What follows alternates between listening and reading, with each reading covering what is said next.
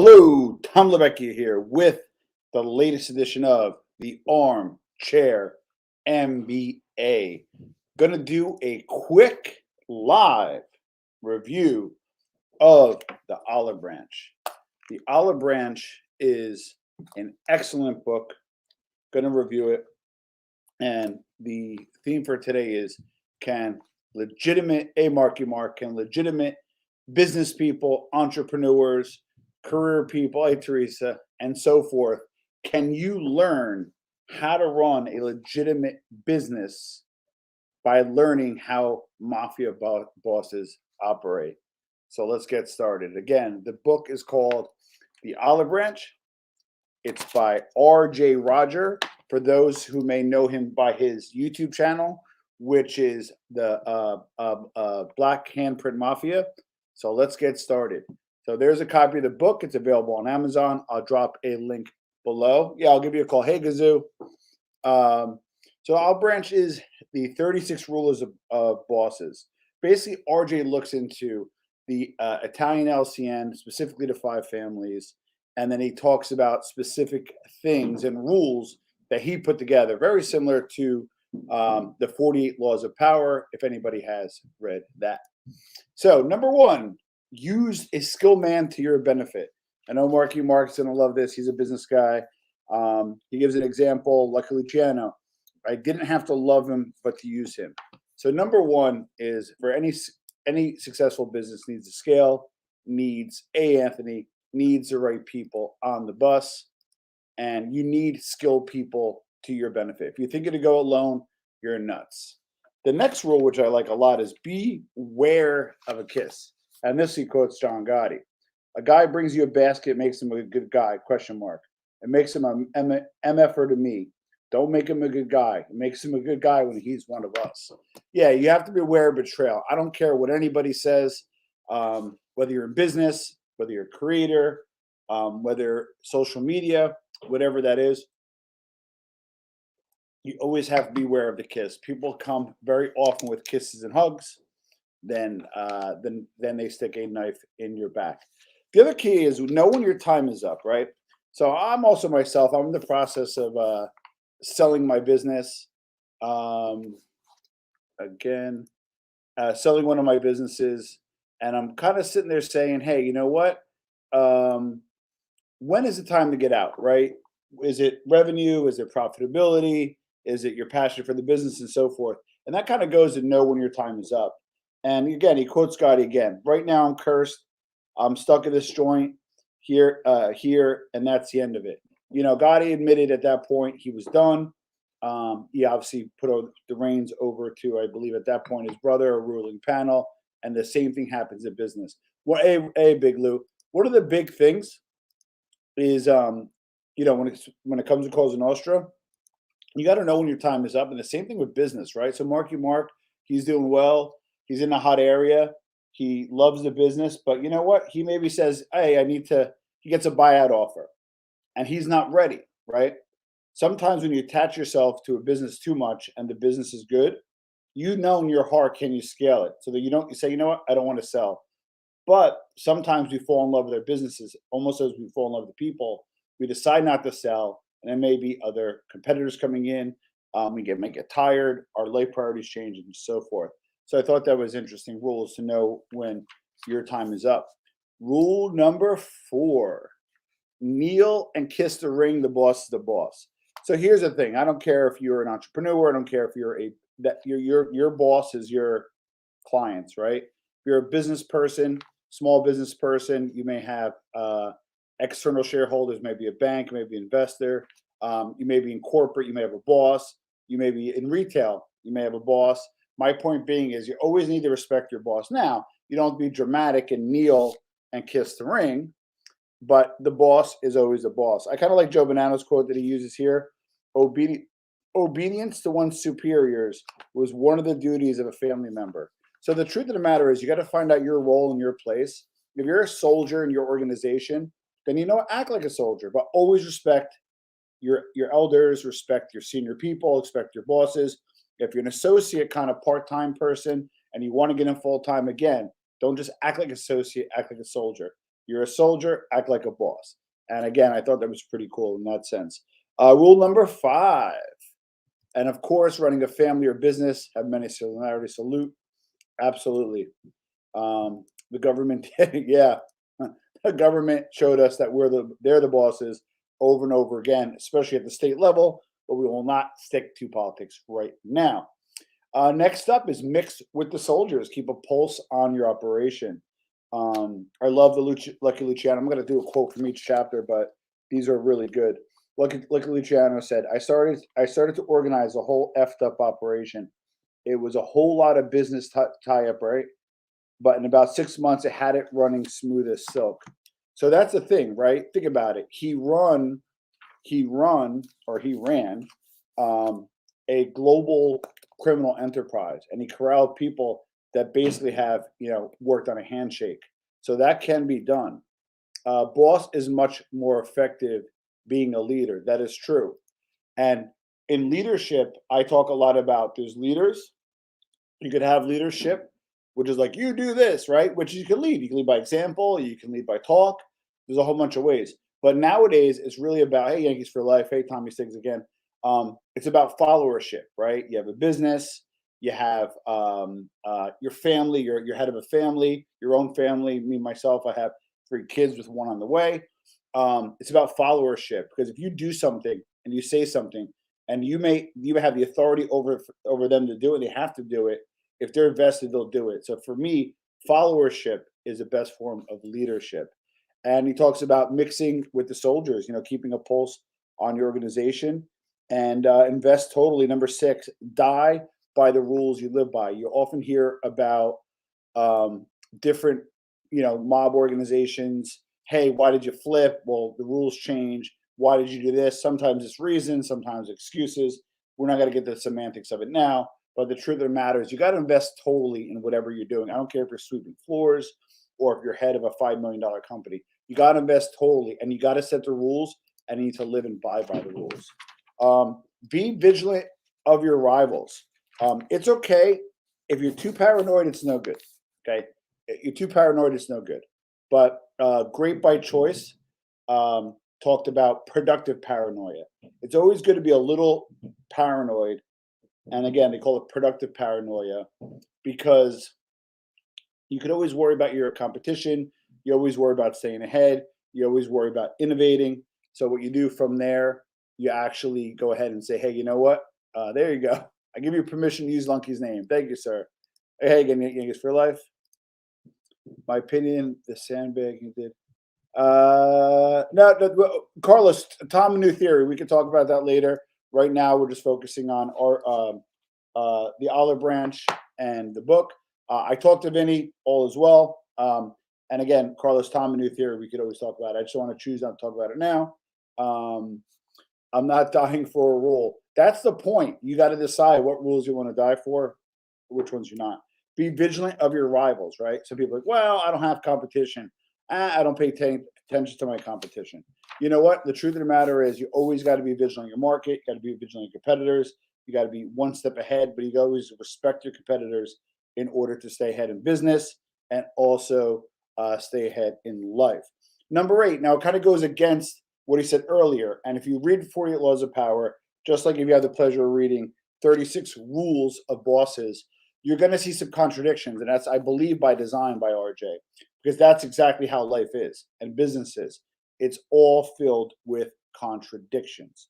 So break the rules. The minute I get out, I'm killing this MRF, Frank Lacasio. So the truth of the matter is sometimes people react or act that are against the rules. So the key is, it's not necessarily you should break the rules in order to succeed or live and die by the rules. You need to know when to hold them and when to fold them. And that's more an art than a science. Dress with dapper appeal. Always, dress the part. That's obvious. This one, I don't necessarily, I can't suggest that you do this. And as you know, this is just an allegory, an example, but kill the boss. When you become the boss in this life, you don't get elected. You eliminate the boss above you, Michael Francis.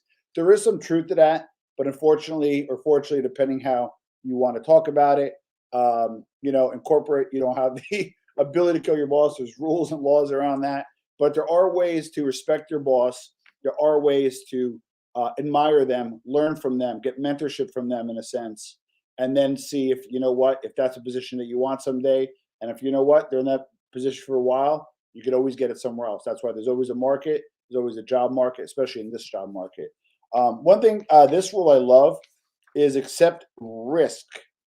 You always got to look at the risk versus reward, and by accepting risk, you have bigger upside. Maybe go for that job that you know what is a little hard to do. Maybe you start that part-time hustle to make extra money. Maybe you, maybe you. I'm gonna tell you right now, the business that I'm about to sell. When I was 30 years old, I no, I'm sorry, I was like 27 years old, and I took $50,000 of my own money, and I took a home equity line of credit of 150,000. So not only if that business failed, I not only would lose my business, but I would lose my home. So accept risk; it's part of the game. He quotes John Gotti here. If I get 50 years, I know what I got to do. So that's the other part too. It's not about accepting risk, but it's about accepting but acknowledging, which is a little bit different. And people are like, well, I accept risk, but then when it happens, you have to acknowledge that, you know what, you may have to do things that you don't want to do. Obviously, in the mob, you're worrying about jail, and then in everyday life, you could go bankrupt, and you could lose your house, you could lose your home, and essentially you lose your family due to financial hardship. Align with a high rank. I think this is something that is a lost art. People do not, I believe, people do not network as much as they used to. They do not get out there as much.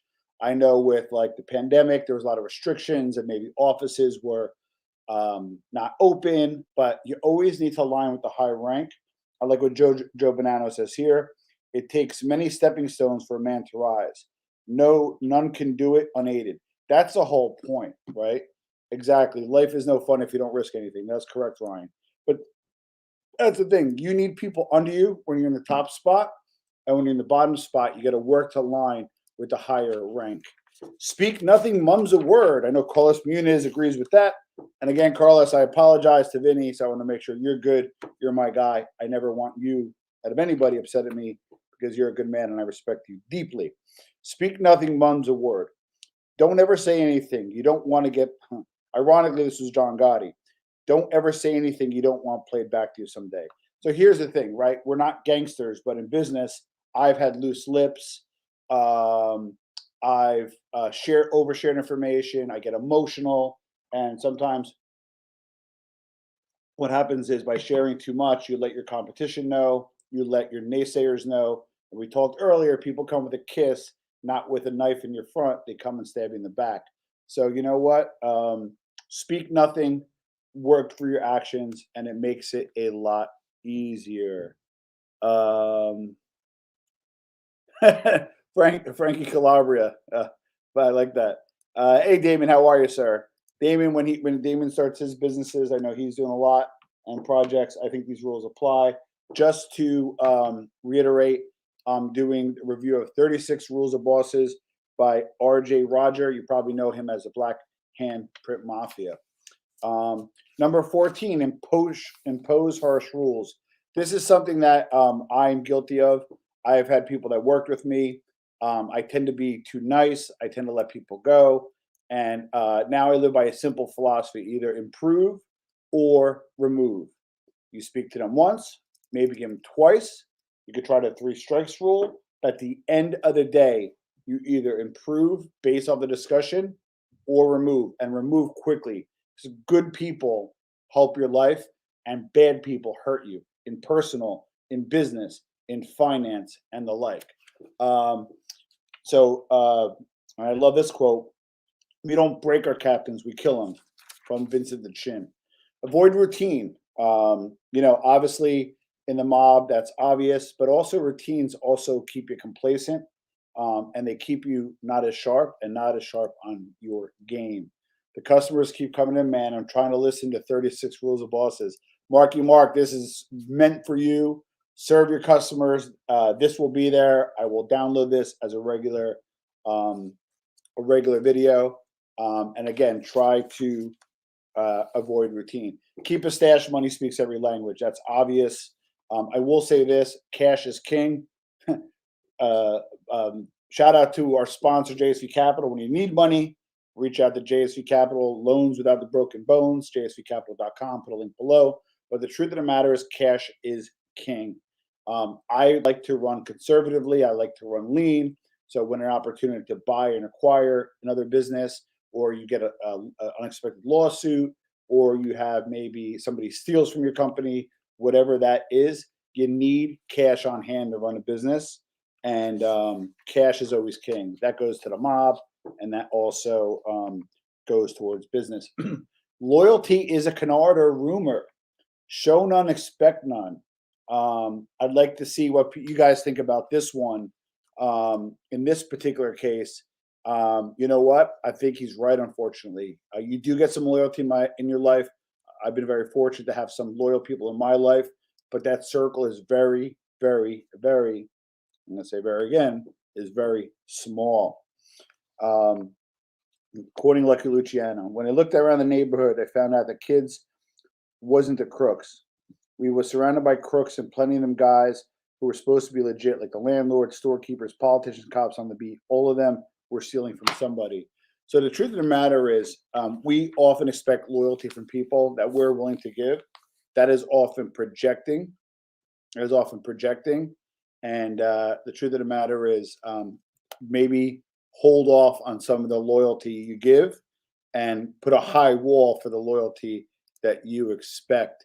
Cash is king. Yeah, right. Tell that to my lender. You'd be surprised. Hey, Serafino. Hopefully you're catching us on the break. 36 Rules of Bosses by R.J. King. Another one I live by, pay your soldiers well. I just personally believe, and this is that is true, you got to trust somebody for them to betray you. I believe, listen, if you hire somebody, on one end, maybe you don't pay them top of the market because it may cut into your margins. You may not have the budget, but you also don't want to pay too low either for that particular job or that particular responsibility. There's a reason for that, in my opinion. If I hire Frankie Calabria, Ryan Lucido, Mo, whoever, and I pay them poorly and they accept that poor pay, maybe they can't buy shoes, and maybe they can't go on vacation and be happy, and maybe they can't save for their future. And that's representative of me. That's representative of my brand. So I want to make sure anybody that works for me eats and eats well. And that's something I believe in. Meyer Lansky. It's remarkable how loyal people will be when you look after them as we did. We gave them incentives and rewards for good work. When they came up with useful proposals, we praised them and lined their pockets. Meyer Lansky, in my opinion, is probably one of the most important mobsters of all time. And then I would even argue probably one of the smartest business guy mobsters of all time. Speak the language of the soldier. You're going to see that there's a lot of thought towards, don't be too detached from your business. If you're in the street, stay in the street. If you're a business owner, know what's going on at the frontline level. If you're a one person show or whatever it is, know what's going on in your market. But speak the language of the soldier. Don't be so hoity-toity where I pay you well enough, do your job. You know what? No. Speak their language. They'll speak to you in your language, and you need to have good communication. Joe Bonanno, he tailored his speech to the mentality of his audience. To a simple audience, he spoke on parables. To a more intelligent audience, he proclaimed ideas. Joe Bonanno was, in my opinion, in a way, a scholar in many ways, but probably one of the most important mafiosi of all time. Rule number 20, take it to the mattresses. When it's time to kill everyone.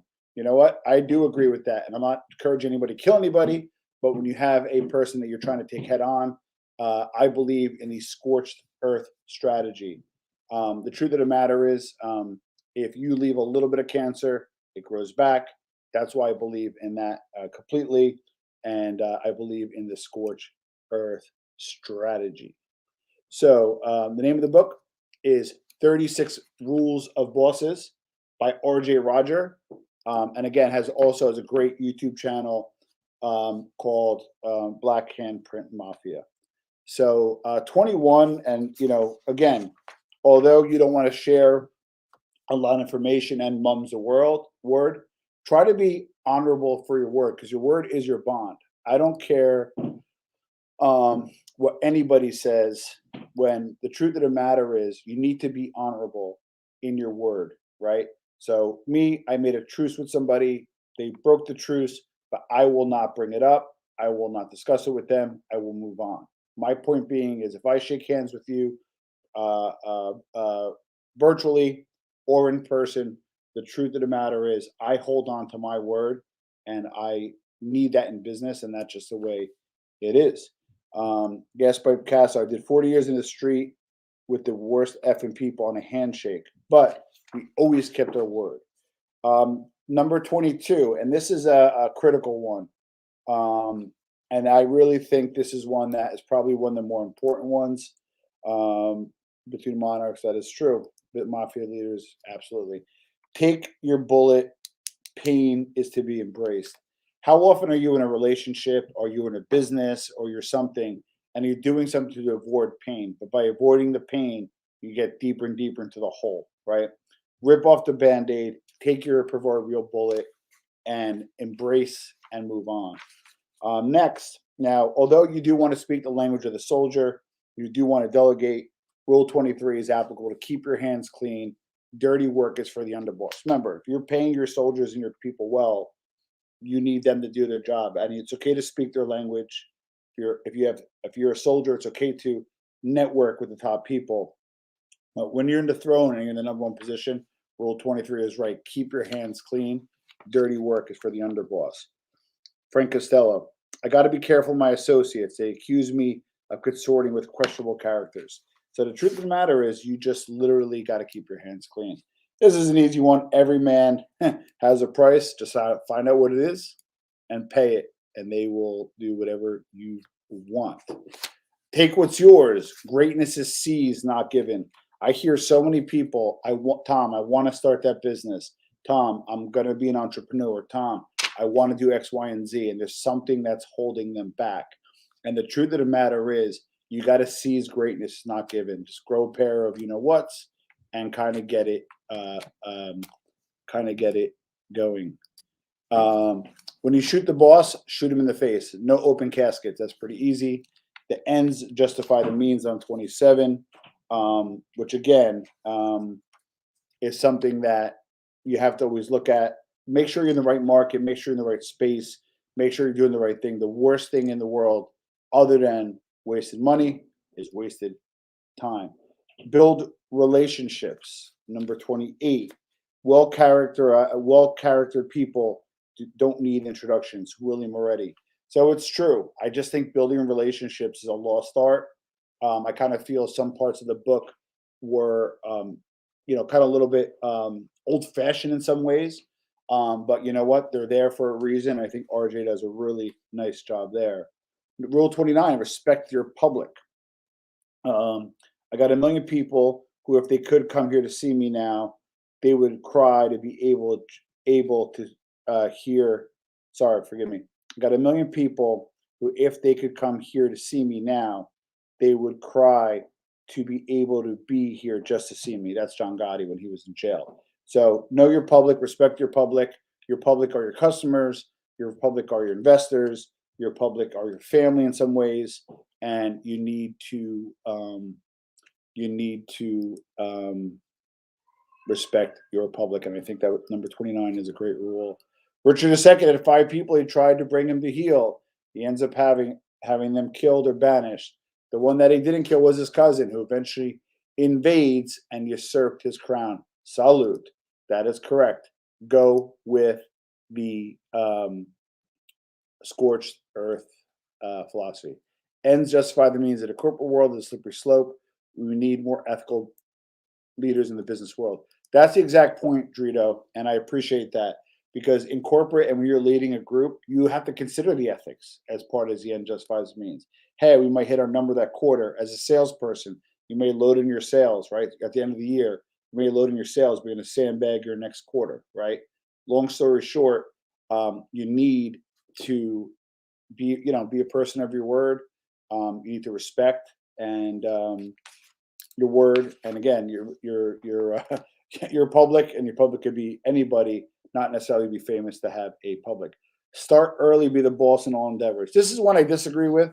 I kind of feel like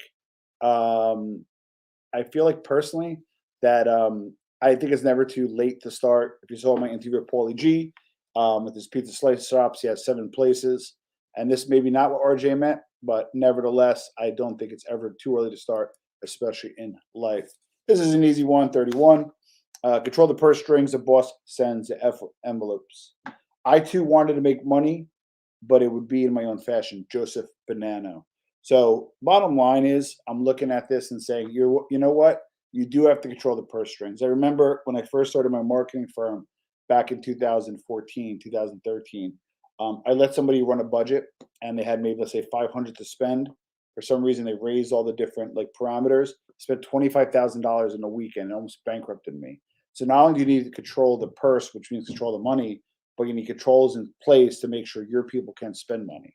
So this goes to any business owner, or even you're at a job, right? Um, work with your boss. If you're responsible for money, be responsible with money, build people's trust, show you could have fiduciary responsibility. It'll help your career and help you in your life. Bosses talk to bosses. You know what? I was talking to somebody the other day, and I was talking about payroll and meeting payroll, and I had some concerns about cash flow. And this person was a very successful entrepreneur themselves, way more successful than me, and literally gave me 2 or 3 points that I was able to implement quickly. And I'm like, you know what? That's true. Bosses need to talk to bosses. This is another dying art, number 33. Do a favor for a favor. I'm a big believer in what I call a favor bank. I think you guys probably know this in terms of your own lives. You do a favor and not say, hey, can you do this for me? You'll say, you know what? I'll do this for you. Not a big deal. I'm happy to do it. Just let me put a favor in the bank for you. And when I need something, I will come to you. Now, they may not honor it. You may never need it, but it's a good way to build goodwill. I've done you a favor. Now, remember that when I need a favor, that's from a statement from an NYC politician to Frank Costello. Trust me, when you're in a position of power or any area where you have control for other people, they will come to you. They will come to you, and they'll want favors from you. So also be careful about who you give favors to, because again, you got to be careful who you trust, and you can get stabbed in the back. Live modestly, keep a low profile. And Anthony Luciano Raimondi, I know he will agree with this one because he's our kind of consigliere today. With that being said, I got no big effing needs. I ain't got no big mansion needs. That was John Gotti. Rule number 34. I myself kind of get caught up in the muck, maybe spend a little too much money. But when you run lean, where you pay off your house or you pay down your house, own your cars or lease your cars inexpensively, not get Starbucks every day, not do Uber Eats every day. You run very lean, so when money comes in, you have cash to build up. So when things go bad, you have those cash reserves like we talked about earlier. Be informed. Rule number 35, as we almost wrap this up. This son of a blank was always reading, always learning something, mostly having to do with the numbers. That's when I started reading. Lucky Luciano. So keep abreast what's going on. We did a cool episode yesterday on the Alec Baldwin thing, on the Four Horsemen. It's on the other channel. I'll drop a link on the community. I'm doing a better job to be more involved with recent news events. I'm terrible at it, to be honest with you. But the truth of the matter is, as a boss, always go with your gut and your first instinct. That's some great advice. But just know what's going on around you. Know what's going on around you. Number 36, buy a plot. Every boss has his day. This is probably one you're going to hear. You hear Vinny and I talk about a lot. Exit strategy. All businesses will die one day. All 50 people us watching this live right now, unfortunately, are going to expire someday. That's a plot. Sorry, PLOT. With that being said, every boss has his day or her day. And the truth of the matter is, you need to know when to get out. You need to have an exit strategy. Sometimes in certain businesses or ventures that I get into, the first thing is not day one. It's what is the exit strategy here and what does it look like? And frankly, is it worth it? Do the ends justify the means? So those are the 36 rules of bosses called the Olive Branch by RJ Roger. Again, Black Handprint Mafia. what I loved about the book, great for anybody. You can be running a business, you can be an entrepreneur, manager, or the other part is you're just looking, you're at your job or your career and you're looking to move up and you just want to know how to navigate. Give some great examples about mob bosses, how they came into power, which I think, again, is applicable into real life about seizing what you want in life. It was focused. It was mostly the five families in New York, so it wasn't talking a lot about Chicago or other areas. And the nice thing about it is I'll put this on the bookshelf behind me and I'll put it as a quick, easy reference guide.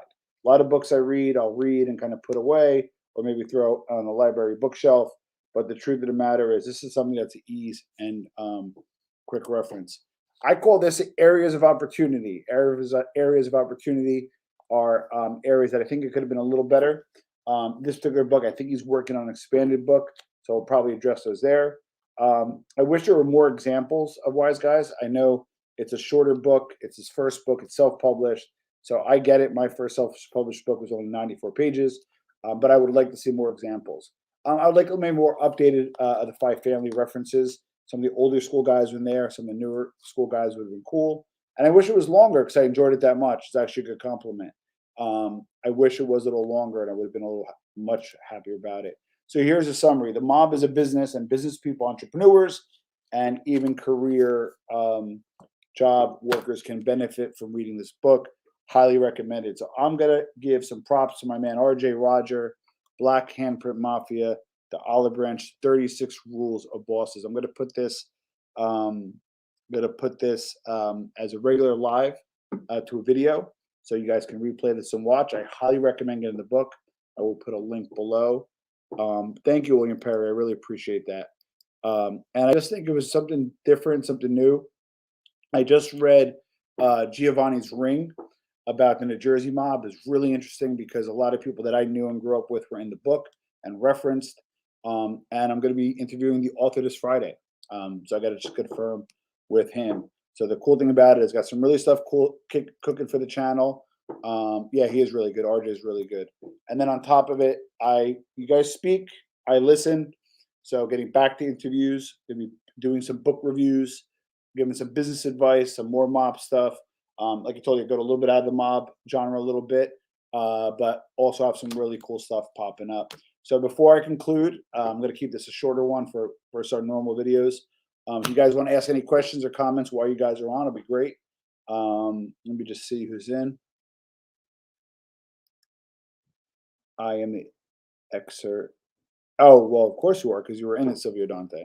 So yeah, this particular book was about the current Giovanni's Ring, the Cavalcante family up until 2015, and just a really, really interesting book, really interesting dynamic. Hit the like button, please. Smash that like button. It'll be appreciated. That helps. Tommy Stiggs, I'm glad you appreciate it. I know you're a thinker. I know you like to think outside the box. I'm glad you guys enjoyed it. Like I said, RJ put a really good book together here. It's a quick read. I read it in like 2 or 3 sittings. I just didn't get time to do the review because I've been busy with other things, like getting married. And we're also doing a nice reveal because my wife is pregnant. So we'll find out what we're going to have. So stay tuned for that. Put a little fun thing up on the story. Last time our cats, particularly our cat Sandy, our blonde cat, predicted Adeline's gender. So we're going to see, we wanted to see what she'd do this time. But of course, 2 cats ate from boy and 2 cats ate from girl. And of course, we have 4 cats. So anybody else want to ask any questions or comments before we conclude? Again, I got Giovanni's Ring, Giovanni Rocco on Friday, and I'm working on some other interviews that are lined up. The only downside about interviews is you do need a lot of people to fill the pipeline. So I'm probably booked out for like about a week and a half. But beyond that, I still have a lot of maybes, a lot of we'll sees because of the nature of the holiday season. So it looks like no questions. So guys, again, last shout out for the Olive Branch, 36 Rules of Bosses. I'll put this as a replay. If you could do me a favor, hit that like button. If you haven't subscribed, please, I respectfully ask you to subscribe. We're still around, I think, about 1,300 short of 10,000. We are growing every day. I don't know if I mentioned, I'm going to chop up the prizes. It's going to be six $100 Amazon gift cards with a $150 Amazon gift card, and then a guest host appearance along with me on the show. Third place gets some Armchair NBA shirts, and then the fourth place gets a copy of my book, The X Factor Selling System. So I'm really trying to do something cool and innovative, really trying to look to build a strong community, and we're about 1,300 away. So if you have subscribed, please send it to some people that say, hey, you know what? I like this guy. Or if you don't like me, but you like the content or like some of the people on the show, send it to them and say, hey, you know what? Let's help this guy get to 10,000. Would you mind subscribing? And would you mind checking out his content? If you aren't subscribed, believe it or not, a lot of you may not be. Just look, check, and subscribe. Turn on the notification, and again, share it with a possible interested party. The way we're going to do it is once we get to 10,000, there is an opt-in form where you don't have to give your real name if you don't want to, but I will need a real email. And if you win one of the hard prizes, I'll need a mailing address. So there is some information that's going to have to be given. So there'll be an opt-in form once we get 10,000, because people sometimes hide if they're subbed. So I can't say, hey, let me pick out of one of the 10,000 because they hide. Some people hide them, so I won't be able to get to everybody. So there'll be an opt-in form, Ryan, and we'll give some cool prizes. I talked to Jason. We're going to try to juice up the prizes a little bit to make them a little sexier. But for now, gift cards will be the way to go, along with being a guest on the show. Dave Ramsey. I don't know who that is. Hopefully that's a good thing. Hopefully that's a good thing. Serafino, I gotta hook it up. Dude, you gotta read Giovanni's Ring. Especially you being from where you're from. You'll like it. Hey, Prince of the City, how are you, sir? Thanks again for coming on Saturday. I want to thank Prince of the City. I want to thank Ryan. I want to thank Chris Toro. And I want to thank BK Slip for coming on Saturday to the fundraiser. That was a great thing. We raised over, I think, $250 in gift cards and well over $1,000 in toys. And we pretty much more than filled up the box. They're already picked up. We shopped at a local business, the Toy Professor in Summit. So that was pretty cool. And I just want to thank everybody who participated. And we're going to start doing some more charitable endeavors. Walter Sobchak, how are you? Great to see you. Will you do a show about Bitcoin? Yeah, I would love to get in some experts in crypto. Stay tuned for that. I think Bitcoin's all high right now. It's back up to 50,000. I'm kind of looking into some altcoins myself, so I will do a show about that. Stay tuned. Serafino is a beautiful Italian name. I actually, not only him, but he I know another Serafino as well, who is actually the same mix of I think you're Valadez and Liberese, and he's actually that same mix, which is pretty interesting. I put another 50 to Vinny that night also. Thank you, sir. That's really awesome of you. Prince of the City, it's always appreciated. And it's his grandfather's name. Serafino, I think we're probably related. I think that Priolio is your father's side, but email me your mother's side. I think we're related. You're giving mobsters too much credit. Well, the interesting thing, Joey Electric, in this particular book, it was focused on the bosses and certain levels of guys that provided greatness. So this wasn't meant to be the rank and file. This wasn't meant to be, hey, I was an associate. So hopefully that gives a little better context. So yeah, Dogecoin, yeah. My family's name is Christina. Beautiful. That's a beautiful surname. Any updates from the doctor? I talked to Benita. Ron, if you want to email me Tom a new theory, she's going to come back on. Not the doctor, he's in jail, but Benita's going to come on, and we're just trying to find out the right angle, because the first interview I did with her did over like 200,000 streams. So to have her back, I don't want to tell the same story. That you just go back. So Ron, feel free to email me Tom a new theory. What specifically would you like about Benita's story? Stay tuned. And then for Larry Lawton, I emailed. I haven't heard back. But I did listen to you, my friend. Great content. Thank you. The way to go, dude. Thank you. Thank you very much. Old Duder abides. I really appreciate that. I think you're a newer viewer. So again, we're going to wrap it up. So please, please, please sub to the Armchair MBA. We're very close. I kind of had projected to hit 10,000 by the end of January. There was a little controversy around the channel. Hopefully, you see I survived that and thrive a little bit, because unfortunately, drama does bring subs. I do not want those kind of subs. I want you good people. So with that being said,